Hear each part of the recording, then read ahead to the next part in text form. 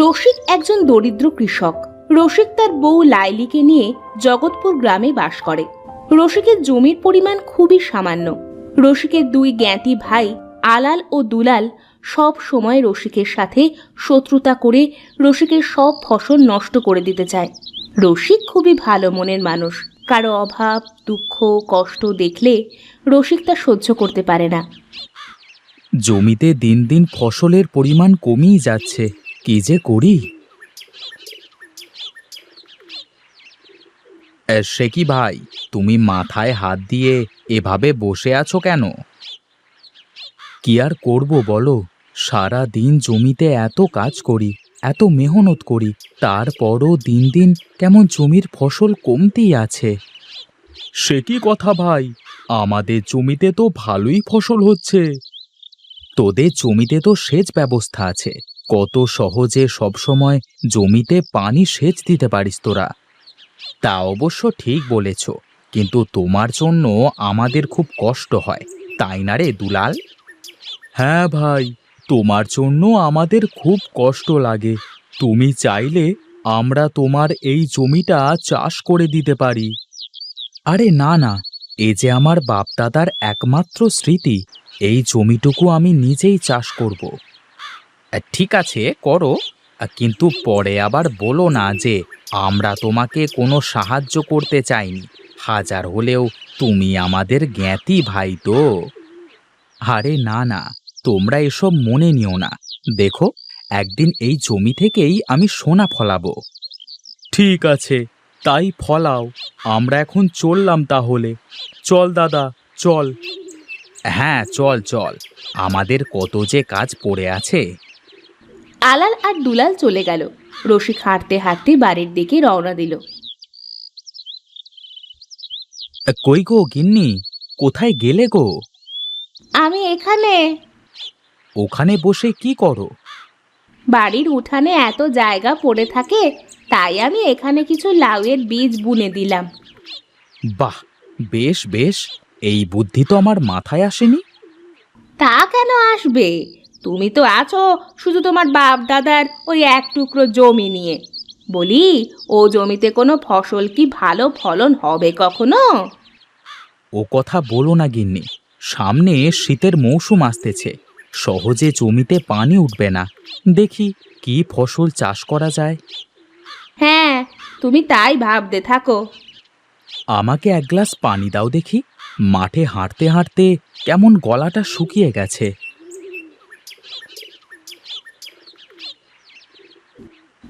লাইলি ঘর থেকে এক গ্লাস পানি নিয়ে এসে রসিককে দেয়। এই নাও।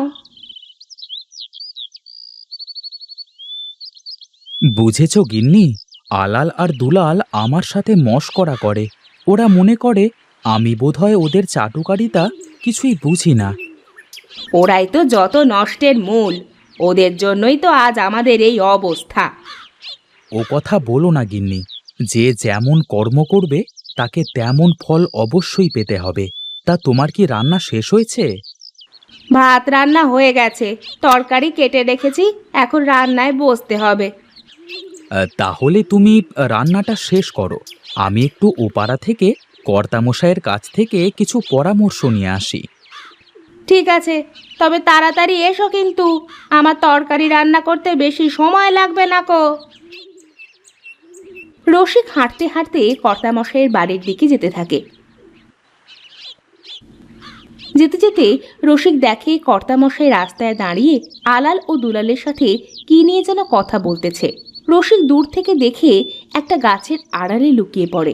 আলাল আর দুলাল কথা বলা শেষ করে চলে গেলে রসিক এক পা দুপা করে কর্তামশাইয়ের দিকে আগায়। কিরে রসিক, কোথায় চললি এই সকাল সকাল?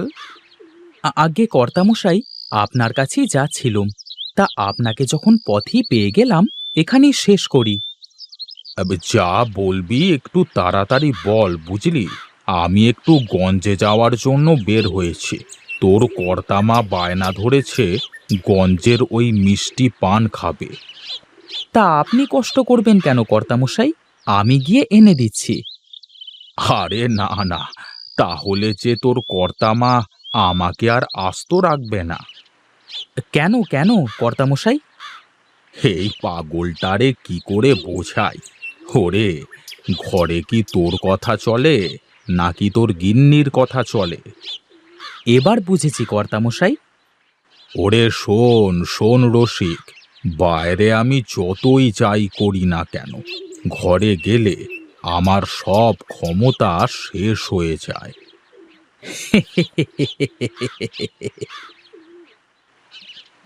ওরে হাসিস নে, হাসিস নে। সব পুরুষের ওই একই সমস্যা, সবাই ঘরে বাঁধা। যাই হোক, বল আমি তোর জন্য কি করতে পারি? আসলে কর্তামশাই, আমার খবর সবই তো জানেন। আসছে শীত মৌসুমে আমার জমিতে কি ফসলের আবাদ করা যায়, আপনি যদি একটু বলতেন। তোর জমি তো অনেক নিচু, হালকা বৃষ্টিতেই পানি জমে যায়। তার উপর তোর আবার ওই দুই একবারে বদমাইশ জ্ঞাতি ভাই আছে। ওদের কথা আর বলেন না কর্তামশাই। আমার কাছে এসেছিল দুটো, কি সব বলে গেল। আমি এক কান দিয়ে শুনে অন্য কান দিয়ে বের করে দিলাম। এখন আমি কি করব, আমাকে একটু বলেন দেখি। ঠিক আছে, আমার মাথায় থাকলো।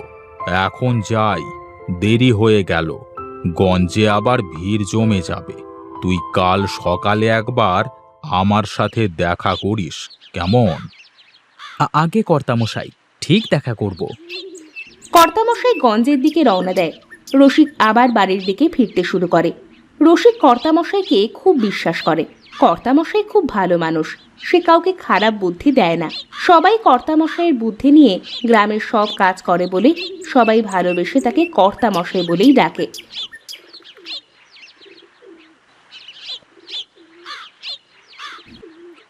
কই গো গিন্নি, তাড়াতাড়ি কয়টা খেতে দাও দেখি। তা কর্তামশাই কি বললো তোমাকে? কাল সকালে একবার দেখা করতে বলেছেন। তুমি হাত মুখ না ধুয়ে খেতে বসবে নাকি? যাও, হাত মুখ ধুয়ে এসে বারান্দায় পাতিতে বসো, আমি খাবার নিয়ে আসছি। রসিক হাত মুখ ধুয়ে বারান্দায় গিয়ে বসে।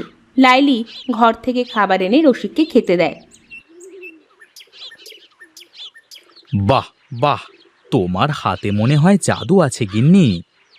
হয়েছে, তোমার আর অত বেহায়াপনা কথা বলতে হবে না। এগুলো বেহায়াপনা কথা তোমাকে কে বলেছে?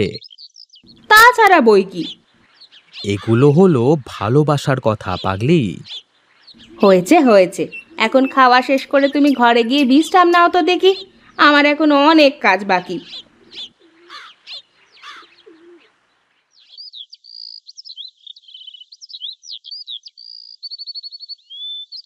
গিন্নি, আমার গামছাখানা দাও দেখি, কর্তামশাইয়ের সাথে দেখা করে আসি। লাইলি ঘর থেকে গামছা নিয়ে এসে রসিককে দেয়।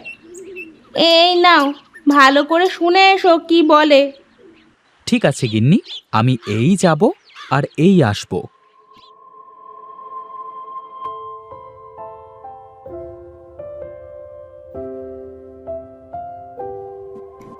রসিক হাঁটতে হাঁটতে কর্তামশাইয়ের কাছে যায়। কর্তামশাই তার বাড়ির পুকুর পাড়ে বসে সকালের মলিন হাওয়া উপভোগ করছিল। কি রে রসিক, এসেছিস তুই? হ্যাঁ কর্তামশাই, আসলাম মাত্র। শোন শোন, আমি তোর জমির বিষয়ে ভেবে দেখলাম, সামনে তো শীতকাল আসছে, তুই তোর জমিতে পেঁয়াজের চাষ করতে পারিস। তা কেমন করে কি করলে ভালো হয়, আপনি একটু বলে দেন দেখি। এই শোন, আগে জমিটা ভালো করে চাষ দিবি, তারপর বাড়িতে পেঁয়াজের চারা বানাবি। এরপর সেই চারা একটু বড় হলে জমিতে লাগিয়ে দিবি, কেমন? ঠিক আছে কর্তামশাই। রসিক বাড়ি চলে আসে। কি গো, কর্তামশাই কি বলল? পরে বলবো সব, এখন দেখি কোদালটা দাও দেখি। লাইলি কোদালটা দেয়। রসিক জমিতে গিয়ে কুপিয়ে চাষ দিয়ে আসে।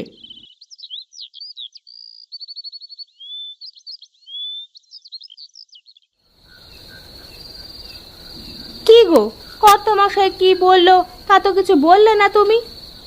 কর্তামশাই পেঁয়াজের চাষ করতে বলেছে। এই নাও, এই বীজগুলো ভিজিয়ে রাখো দেখি একটা কাপড়ে করে। লাইলি পেঁয়াজের বীজগুলো কাপড়ে মুড়ে ভিজিয়ে রাখে। কই গো গিন্নি, বীজগুলো দাও দেখি।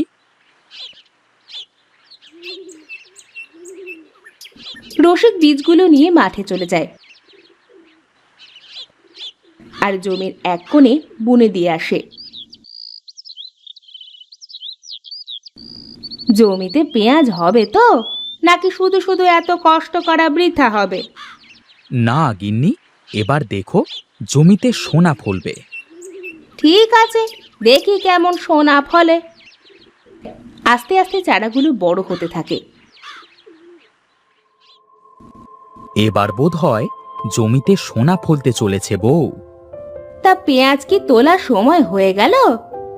হ্যাঁ গো গিন্নি, আজই পেঁয়াজ তুলতে যাব। রসিক জমিতে পেঁয়াজ তুলতে চলে যায়। এক একটা করে রসিক পেঁয়াজ তুলতে থাকে আর অবাক হতে থাকে। এত বড় বড় পেঁয়াজ রসিক আগে কখনো দেখেনি। সারা জমিতে শুধু পেঁয়াজ আর পেঁয়াজ। রসিক সব পেঁয়াজ তুলে বাড়ি নিয়ে আসে। পেঁয়াজে বাড়ির উঠান ভরে যায়। রসিক ও লাইলি অনেক খুশি হয়।